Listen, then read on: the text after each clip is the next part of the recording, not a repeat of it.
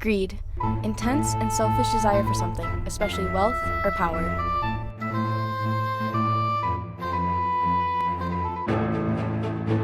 We all know the Brothers Grimm version of Little Red Riding Hood. Her grandma is the one who presents her with her iconic cape.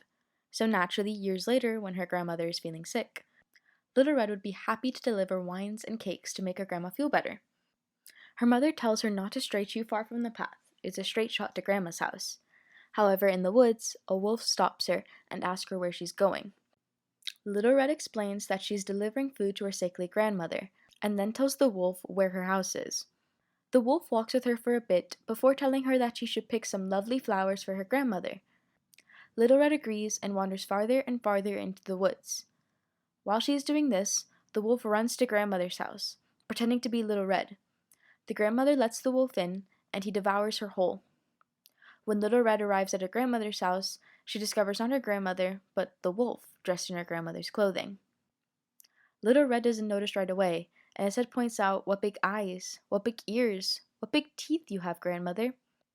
The wolf responds, "The better to see you with, the better to hear you with, the better to eat you with, my dear," and then devours Little Red whole, before falling asleep.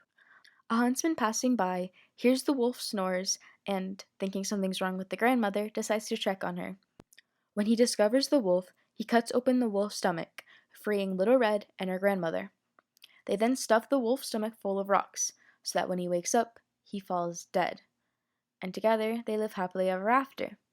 Or at least that's what we think. However, in an alternate version, Little Red lets the wolf eat her grandmother, so that she may gain her grandmother's property. That way, only she lives happily ever after.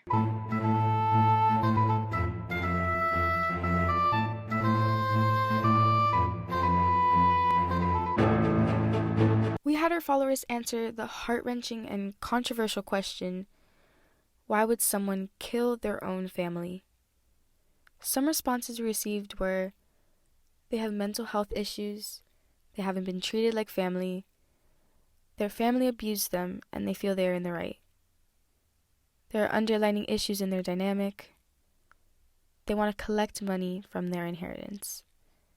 Some of these responses were extremely similar to the true motivation of a case we like to call the automobile case.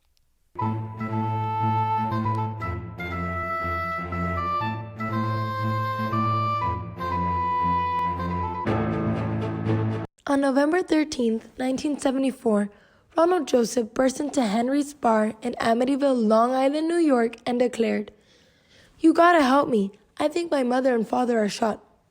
Him and a small group of people went to his home, where they discovered that his parents were indeed dead. A member of the group made an emergency call to the police. They searched the house and found that 6 members of the family were dead in their beds.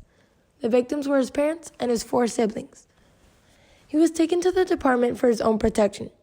He suggested to the police at the scene of the crime that the killings had been carried out by a hitman named Louis Fellini. It was discovered that Ronald was the one who carried out the killings. He is believed to have killed his family in order to inherit the home.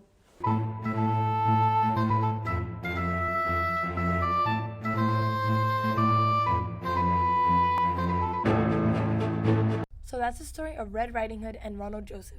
In our final episode of this season, we'll be discussing the grim tale of Peter Pan.